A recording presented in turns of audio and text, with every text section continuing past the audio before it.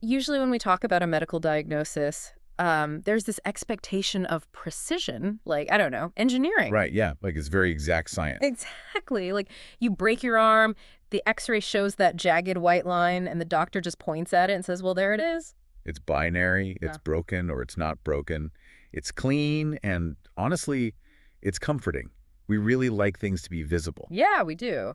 But with adult ADHD, there is no x-ray. You just have, millions of adults walking around with this broken internal engine, just wondering why everyone else finds life so easy to navigate. Hmm. So, okay, let's unpack this. Because if you spend any time online today, the diagnostic landscape it looks like a joke. You scroll for 5 minutes and hit a video of someone saying, oh, I forgot my coffee on the roof of my car. I'm so ADHD. Right. It completely reduces something highly complex, a profound neurodevelopmental reality into like an endearing quirk, an internet punchline. But our goal for this deep dive today isn't just to rattle off a list of symptoms or complain about social media. We need to understand why this diagnosis matters so intensely for the 4 to 5% of U.S. adults living with it right now. And, how the mechanics of multi-layered care are finally catching up to the reality of the condition. We're giving you a complete Monday morning explainer on this, plus looking at specific operational details from coping and healing counseling, a telehealth practice in Georgia. Right. And to get past that internet meme level, we have to look at how the medical community actually defines this day-to-day reality. And the clinical criteria, like what you'd find in the DSM, are surprisingly strict. Extremely strict, yeah. It's not just, I get distracted easily. The text says there must be persistent inattention or hyperactivity and impulsivity that absolutely must have started before age 12. Yeah, that childhood onset is the non-negotiable anchor here. It establishes that ADHD is fundamentally a neurodevelopmental condition. It's about how the brain developed and wired itself from a very young age. So it's not just a phase. Exactly. It's not a stress response because you took on a new project at work last month. Wait, I have to play devil's advocate here for a second because Yeah. people will hear that and say, well, my attention span is worse now than when I was 12. With TikTok, notifications constantly dinging, isn't everyone a little ADHD these days? It's a really common pushback. But it confuses a universal experience with an actual clinical deficit. Yes, modern life fractures everyone's attention. But having a clinical ADHD diagnosis means there's a fundamental structural lack of specific neurochemicals in your brain's management system. That's dopamine, right? Right. We're talking primarily about dopamine and norepinephrine. Okay, explain that. What do those chemicals actually do in a practical sense? Think of your brain's executive function as the conductor of an orchestra.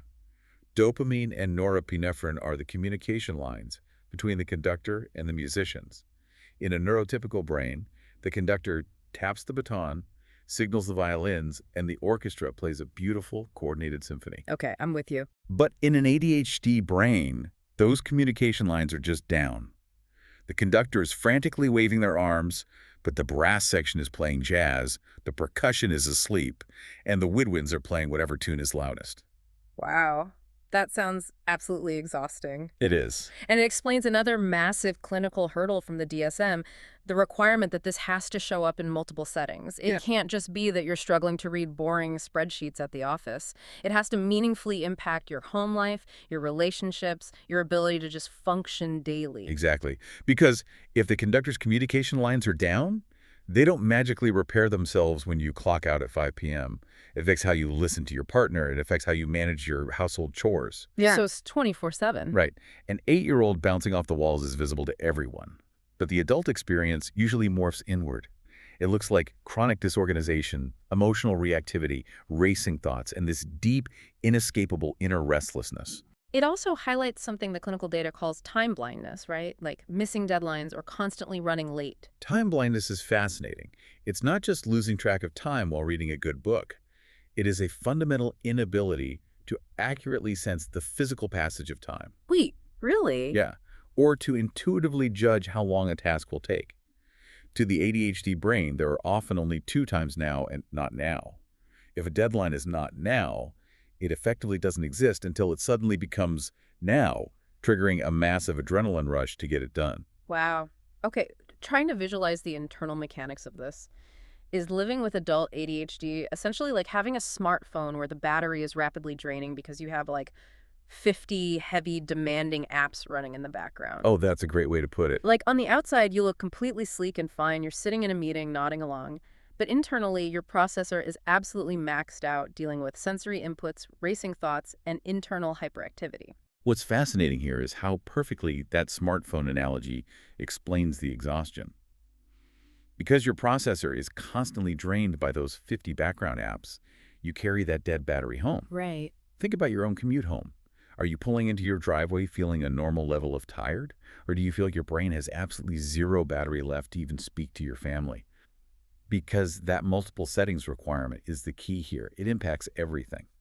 And that explains the profound difficulty starting boring tasks. If you have 1% battery left doing something unstimulating like folding laundry or paying a bill, it doesn't just feel annoying, it feels physically impossible. The phone just shuts down. Precisely. It is an executive function deficit. Yeah. It is not a moral failing or a lack of willpower. It is a mechanical lack of functional fuel in that specific moment. Which naturally leads to a massive glaring question. If this internal processor drain is so exhausting and it visibly impacts every area of life, how on earth do millions of people make it to age 30 or 40 without knowing their operating system is fundamentally different? Because for decades, the medical and educational systems were looking for the wrong symptoms in the wrong people. Right. The demographics of the mist are just staggering. We are talking about 4 to 5% of U.S. adults, millions of people. And the text specifically highlights three groups who fell right through the cracks: women, Black children, and gifted kids. If we connect this to the bigger picture, the why behind these misdiagnoses is deeply rooted in systemic biases. Historically, the clinical archetype for ADHD was a hyperactive, disruptive young boy. The classic kid who won't sit still in class. Exactly. And if you didn't fit that highly specific narrow mold, you were practically invisible to the diagnostic process. Let's break that down mechanically. How did symptoms present differently for young girls, for instance? For young girls, societal socialization to be quiet and accommodating often meant their hyperactivity was completely internalized. Instead of physically bouncing out of their chairs, their brains were racing with 1,000 thoughts. So the hyperactivity was on the inside? Right. Their inattention looked like extreme daydreaming, or it morphed into severe perfectionism and anxiety.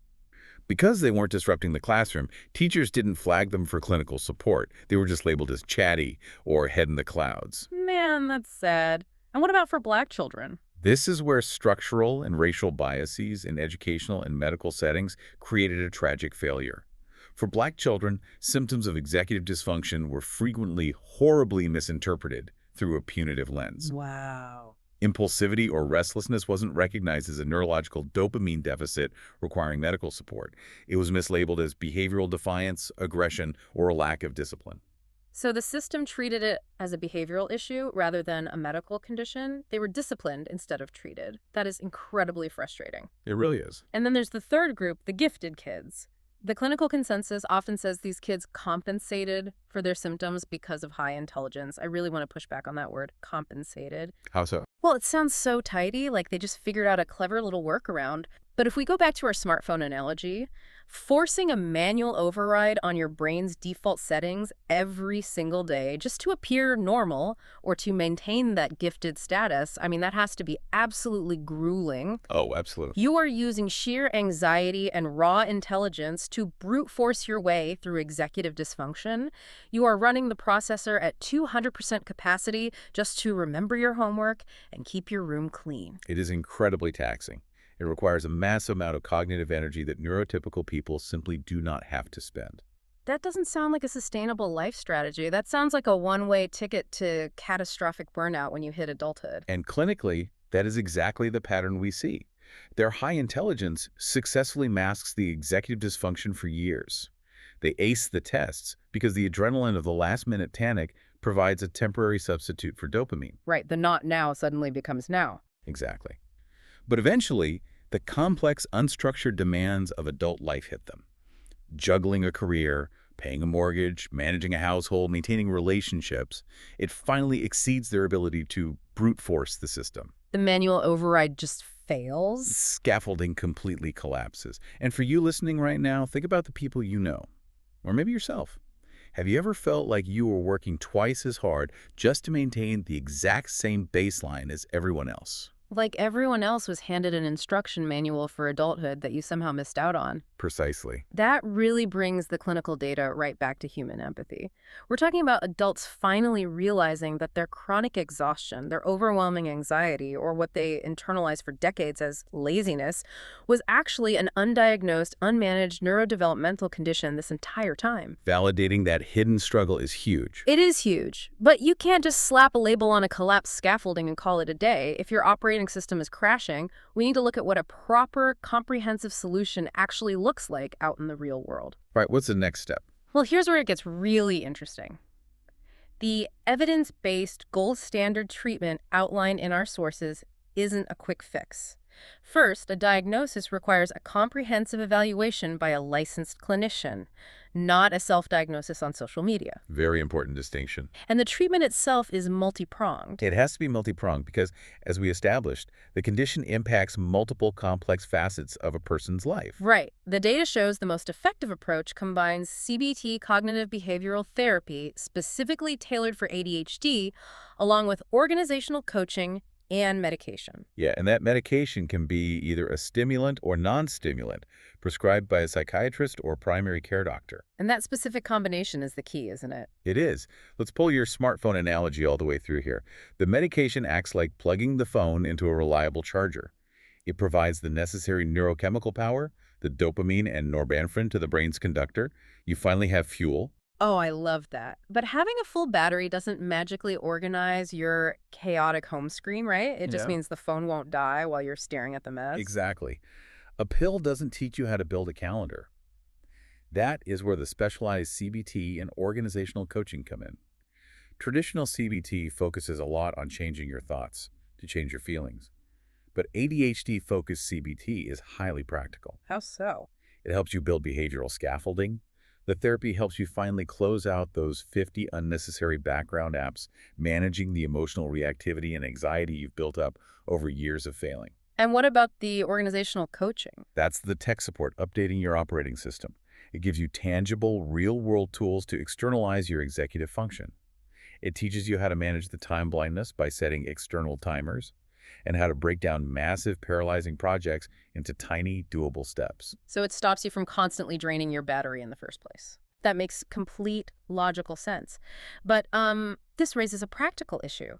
We can map out this beautiful, multi-layered treatment plan in a textbook, but how does an adult with severe executive dysfunction actually manage the logistics of getting this care? That is the ultimate barrier. Right. Think about the ADHD tax. Traditional medicine requires you to research a specialist, remember to make a phone call during business hours, remember the appointment date a month later, drive 30 minutes across town, find parking, and sit in a waiting room. Yeah. For an ADHD brain, every single one of those steps is an unscalable wall. This raises an important question, Arai. How do people actually access this care?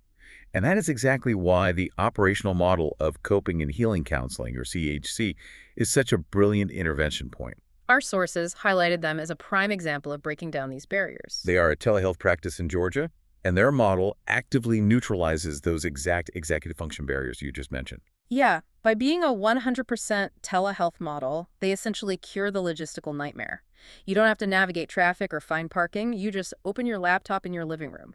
The IT support beams directly into your house. It's completely HIPAA compliant, so it's totally secure and private. And it completely shatters the geographic barrier, too. Mm. They serve all 159 counties in Georgia. So whether you are sitting in downtown Atlanta or living in a deeply rural area where the nearest specialist is hours away, your access to top-tier care is identical. Furthermore, they aren't just one overwhelmed doctor. They have a robust, culturally competent team of over 15 licensed therapists. Oh, wow, that's a big team. It is. We're talking licensed clinical social workers, licensed professional counselors, and licensed marriage and family therapists. And having a diverse, culturally competent team is so vital. Thinking back to how Black children and women were systematically misdiagnosed for decades, having a culturally competent provider who understands those nuances isn't just a nice to have. No, not at all. Yeah. It is a clinical necessity for building the immense trust required to untangle a lifetime of basking. Absolutely. And they understand that ADHD rarely travels alone, especially for adults who spent decades undiagnosed. The chronic stress of brute forcing their way through life inevitably leads to secondary conditions. So CHC treats those too. Yes, their scope of practice is incredibly wide. Beyond ADHD, they specialize in anxiety, depression, trauma, PTSD, grief, relationships, and chronic stress. They treat the whole ecosystem of the patient. And the entire family unit. They offer individual, couples, family, and teen therapy for ages 13 and up, plus life coaching. If ADHD impacts your home life and how you listen to your partner, the therapeutic model has to be able to bring the partner into the fold. So what does this all mean for the person listening right now who says, okay, this is me, I need this operating system reboot? It all comes down to financial accessibility, which is the final barrier. The framework CHC has built is genuinely game-changing for mental health parity. The numbers in our source are incredible. For Medicaid patients, there is a $0 copay. Zero. Unheard of in a lot of specialized care. And for major commercial insurances, they accept Aetna, Cigna, Blue Cross, Blue Shield, United Healthcare, and Humana. The cost ranges from just $0 to $40 a session. They've taken multi-layered, highly specialized treatment from being an out-of-pocket luxury for the wealthy and made it a standard, accessible right. That financial structure, combined with the telehealth delivery, means the barriers to entry are as low as they can possibly be. We want to make sure you have the actual details if you are in Georgia and you want to connect with them. You can call them directly at 404-832-0102. And their website is cheektherapy.com. Right, and you can also email them at support@cheektherapy.com. We have covered a massive amount of ground today. We started by stripping away the internet memes to reveal the profound clinical reality of adult ADHD, the neurochemical dopamine deficit, the time blindness, the inner restlessness, and the exhausting reality of that draining mental battery. It's a lot to process. It is. We explored the demographics of the hidden 5%, unpacking why so many women, Black children, and gifted kids fell through the cracks and were forced to mask their symptoms. And finally, we highlighted how telehealth practices like CHC are making multi-layered treatment actually accessible across all of Georgia. It represents a critical shift in how we understand and support the adult mind. And I want to leave you with one final lingering thought to mull over, building on this idea of racing thoughts and how gifted kids compensated for so long. Okay, what is it? What if our modern, hyper-connected, notification-heavy world is essentially designed to act as a giant, inescapable magnifying glass for ADHD symptoms? Oh, wow. Think about it. For the adults who spent their entire childhood successfully masking and compensating for their inner restlessness, perhaps it's not that their brains suddenly chemically changed when they grew up. Right. Rather, what if the overwhelming, relentless speed of the modern digital world finally created an environment where their brilliant, exhausting coping mechanisms simply buckled under the weight of it all? That is an incredible lens to view this through. The external world finally sped up to match their racing internal thoughts, and that grueling manual override just couldn't hold the line anymore. Exactly. It turns out we didn't need a cleaner X-ray machine to see the jagged line of this diagnosis. We just needed to finally look past the memes and understand the invisible, everyday weight of the neurodivergent experience. We encourage you to keep questioning your assumptions about how brains work, both yours and the people around you. Thank you so much for joining us on this deep dive. Take care.